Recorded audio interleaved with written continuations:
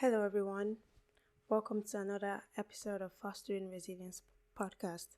My name is Bosala. For there is hope for a tree, if it is cut down, that it will sprout again, and that its tender shoots will not cease, though its roots may grow old in the earth, and its stump may die in the ground. Yet, at the scent of water, it will bud and bring forth branches like a plant. Job 14:7-9. Thank you so much for your support and thank you so much for listening. Today I'm going to be talking about from why to what's next. Recently, I have been playing jigsaw puzzles. I've never played jigsaw puzzle before. I don't remember if I did play it at some point when I was a child. Can't really remember, but I'm not sure.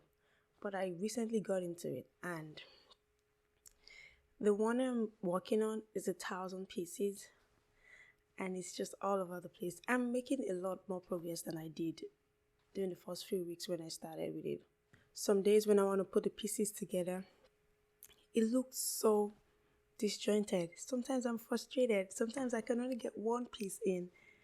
And I kind of see my journey through grief as this jigsaw puzzle. I feel like after the loss of my mom, like my life just kind of fell into pieces and shattered.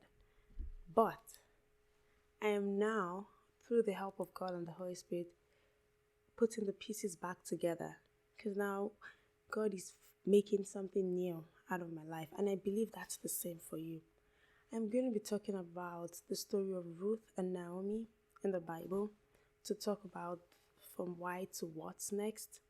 Because I know in one of the episodes I did recently or a while back, I was talking about the question why, and how it's very easy for us to get stuck on the why of like, why did this happen to me? Why me? Why am I going through this? And being stuck on that question why can really deprive us from actually seeing the beauty and being able to pick ourselves up and move forward in this newfound reality, in this new life that we're living, which is the life after the loss of a loved one, which is the life after the loss of, after separation, after any kind of loss in any form. So today, I'm going to be reading a few verses from Ruth. I'm going to be reading,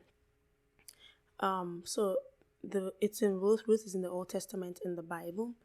And I just give a brief summary. There was this woman called Naomi and her husband Elimelech, and there was famine in their land, and then they moved to a foreign land, and they lived in that foreign land for 10 years. They had 2 sons, and those 2 sons got married. But after a while, the husband died, and then after the husband died, the 2 sons also died. And so those 2 sons already had wives, Ruth and Orpah.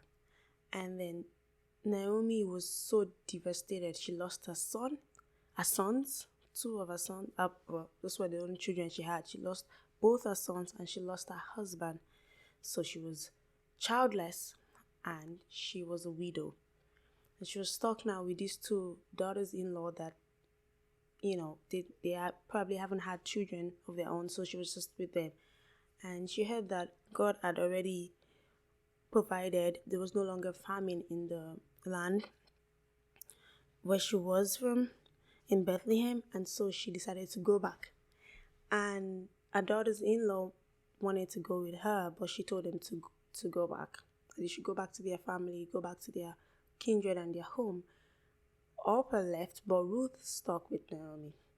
And she said that your God will be my God, your people will be my people, and she moved with her.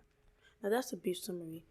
When Naomi was getting into the land, the people of the land of Bethlehem, they said, "Oh, this is Naomi. We haven't seen her in a while." And she said, "Don't call me Naomi." She said, "Call me Mara." And Mara means bitter, because she felt like she had gone with so much. She left with as a wife and a mother, and she came back as a widow and as a childless person. Now, grief has the ability to consume us, but I do not want us to let it consume us. because fast forward into the story, I'm just gonna, read just a little bit towards the end.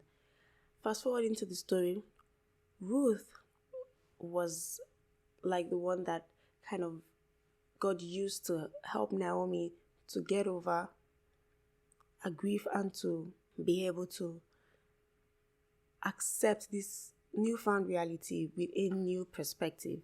Because in the end, Ruth got married and she had children, and Naomi was able to, be able to have that grandchild and be able to see joy and experience life and experience joy again. My point is, grief it's the inside grief, there is an ability to experience joy. I will explain. You can liken grief to, I know what I'll tell us. You can liken grief, I don't know if you've heard about the lotus flower. The lotus flower is a very, very beautiful flower that grows in muddy waters. And when I was reading about it, there was a particular one, I think it's the blue lotus flower, that has the ability at night, it covers itself in the mud. And then in the morning, it buds again. And it's so beautiful, and the mud has got nothing on it. It's living in the mud. Now, for us that have experienced loss, let's paint this scenario. Let's liken that grief to be the mud. Let's liken that sad situation to be the murky waters. But we are aware of our grief, is what I'm saying. We are aware that we have experienced this loss. We are aware that we are going through this pain, but we are not allowing that to affect our core, our identity, who God has called us to be. Instead, we are drawing lessons, we are drawing strength, we are being able to see different perspectives to help us as we journey through life and as we become the best version of ourselves. We would not, I've said it time and time again, it's not like as if we're going to get over it. It's not like as if we're going to wake up tomorrow and going to be like, oh, well, and just forget that person, or just say, oh, we're just removing that person from my life entirely. No. But we don't know how powerful we are. We don't know how much God has placed inside of us to be able to still use this pain to still fulfill purpose, to use this pain to still be who God has called us to be. So I'm going to read a little bit from Ruth. I'm going to read towards the end of Ruth. So Ruth got married to Boaz. Yeah, she got married to Boaz, who was one of the relatives of Naomi, and it was known as a kinsman redeemer. So maybe when someone dies, so a relative from that can redeem the woman, the widow and she was redeemed. And so I'm going to read this. I'm going to read from Ruth chapter 4, and I'm going to read from verse 13. It says, so Boaz took Ruth, and she became his wife. And when he went in to her, the Lord gave her conception, and she bore a son. Then the woman said to Naomi, blessed be the Lord, who has not left you this day without a close relative, and may his name be famous in Israel. And may he be to you a restorer of life, and a nourisher of your old age. For your daughter-in-law, who loves you, who is better to you than 7 sons, has borne him. Then Naomi took the child and laid him on her bosom, and became a nurse to him. Also the woman gave him a name, saying, this is a son born to Naomi. And they called his name Obed. He is the father of Jesse, the father of David. Isn't that amazing? That Naomi, from going from a point of pain, from going from a point of call me Mara, call me bitter, to being along the descendants of Jesus, to be the one that nursed Obed, then that gave birth to Jesse, that gave birth to David, where Jesus comes from the line of David. Isn't that amazing? that there's always a rainbow in our cloud. Now, sometimes we have to take it one step at a time. There's no need, like, it's not so, I'm trying to find the right word. It's not like we are going to shake it off. You know what I mean? It's not like we're going to shake it off and say, oh, that's it, I'm done. No. But we have the innate ability to be the best version of ourselves in spite of our pain, in spite of our loss, in spite of our grief. It shouldn't consume us. We shouldn't allow it to be the entirety of our lives. We should allow God to walk in and through us to be able to show us what's next. We should move from that space of why me? Why is this happening to me? To say, what's next? How can I be the best version? What's going to come out of this? God, like, what do you want to come out of this? I'm in so much pain right now. I am hurting. I miss my loved one. I am just frustrated. But I need you to help me. I need you to help me and tell me what's next. Sometimes it might be as we taking up new hobbies and starting out. So one thing I did that I'd never done before, I started coloring. I did a lot. I tried a lot of things through my grief process. I journaled. Journaling, I think, is very, very good. I feel like it helps us to just be by ourselves and just pour out our hearts. It's so nice. And when I journal, I kind of write like a letter, and I kind of like write like I'm talking to someone. And weeks after, when I pick it up, I'm like, oh, I wrote that. Sometimes that it helps you to unburden. You can do that. You can take up new hobbies.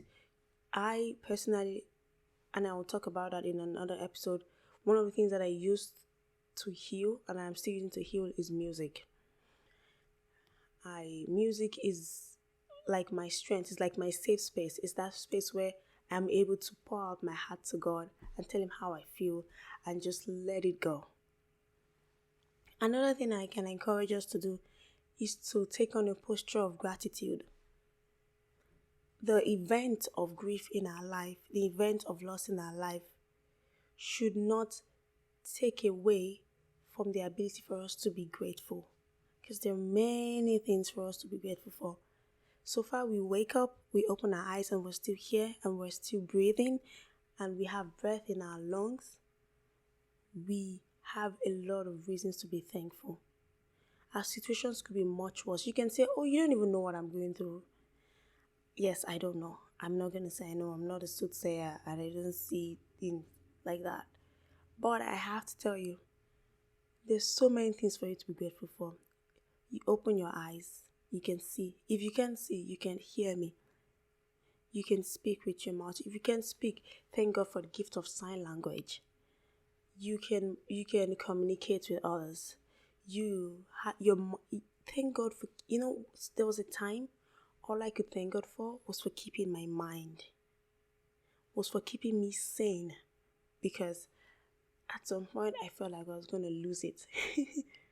But just for keeping my mind, for me to wake up and still be in the right sense of mind, that's enough to be grateful for. For the people that God has put in our lives, that's enough to be grateful for.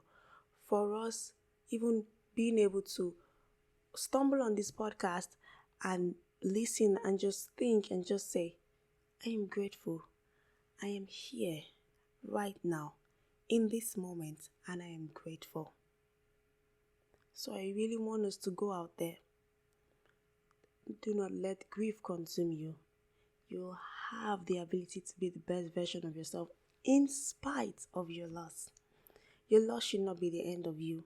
Like Naomi, who lost her husband and her 2 sons and was able to still be a grandmother and take care of a child that would later birth the bloodline of our dear Lord Jesus Christ. You have the ability, you carry glory, you have so much potential, so much untapped potential, that if we allow our grief to consume us, we would lose that uniqueness. And God doesn't want us to lose that uniqueness. We are here to shine as light in this world. We are here to be the salt of the earth. So I'm really encouraging us today to take one step. Just, in fact, I don't want us to do too much. Just take one step after the next. Don't think about the long haul. Don't think about the next. We will get there, definitely. But just start with one step after the next. And then the next day you take another step. And then the next day you take another step. As time goes on, time has an ability to make things better. It won't necessarily, if time can change our situation. We've experienced this loss, but time has a way to make us feel better and be able to, navigate this new terrain. So I'm just encouraging us today. You can do it. You have that ability to bounce back. Please don't stay down. Move forward and God will help you. I will be praying for you. I love you all so much. Thank you so much for your support. Thank you so much for everything. Do take care of yourself. This is Fostering Resilience Podcast. My name is Bosala. God bless you. Go out there and be who God has called you to be. Thank you. I'll see you in the next episode. Have a good one. Bye-bye.